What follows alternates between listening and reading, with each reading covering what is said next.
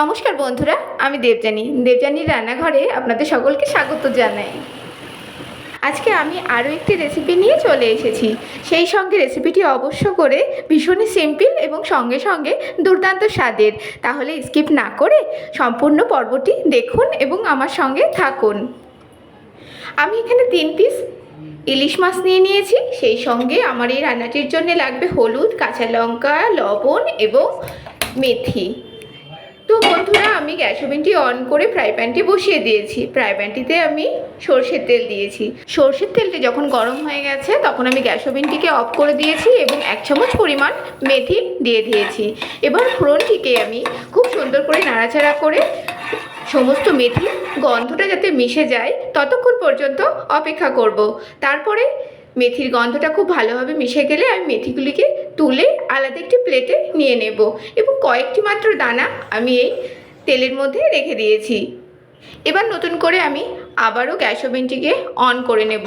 আর আমার এই রান্নাটিতে আর মেথির কোনো প্রয়োজন নেই, মেথির গন্ধটাই প্রয়োজন ছিল। এবার আমি একটি বাটি নিয়ে নিয়েছি, সেই সঙ্গে স্বাদ মতন লবণ এবং প্রয়োজন মতন হলুদ নিয়ে নিয়েছি।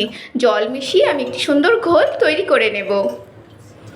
ঘোলটি তৈরি করা হয়ে গেলে পরে আমি এই গরম তেলের মধ্যে এবার আস্তে আস্তে করে মিশিয়ে নেব। মেশানো হয়ে গেলে যখন ফুটতে শুরু করবে তখন আমি একে একে ইলিশের পিসগুলিকে দিয়ে দেব। আমার সকল বন্ধুদেরকে অনেক অনেক ধন্যবাদ এবং শুভেচ্ছা। আর সেই সকল নতুন বন্ধুদেরকে বলবো অবশ্য করে আমার চ্যানেলটিকে সাবস্ক্রাইব করুন এবং পাশে থাকা বেল আইকনটিকে প্রেস করুন, তাহলে ফার্স্ট নোটিফিকেশান আপনাদের ফোনে অবশ্যই পৌঁছে যাবে। মাছগুলি দিয়ে দেওয়ার সঙ্গে সঙ্গে আমি খুব ভালো করে এবার ঝোলের সাথে মাছটাকে ভালো করে মিশিয়েও নেব।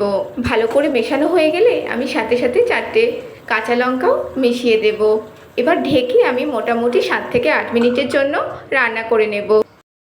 7 থেকে 8 মিনিট ঢেকে রান্না করে নিলেই কিন্তু তৈরি হয়ে যাবে এই সুন্দর মজাদার রেসিপিটি। তাহলে আপনাদের কেমন লেগেছে এই মেথি ইলিশের রেসিপিটি? ভালো লাগলে অবশ্য করে একটি লাইক, শেয়ার এবং কমেন্টস করবেন। আপনাদের মূল্যবান মতামত অবশ্য করে জানাবেন।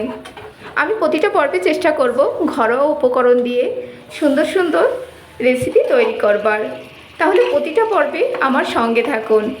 আমার প্রিয় বন্ধুরা, আপনাদের ফোনে যদি আমার এই রান্নার পর্বগুলি নোটিফিকেশান না গিয়ে পৌঁছায় তাহলে অবশ্য করে আমি আপনাদের কাছে অনুরোধ করব আমার রান্নাগুলির নিচে এসে একটা করে কমেন্ট করে যান, তাহলে নোটিফিকেশান পৌঁছে যাবে।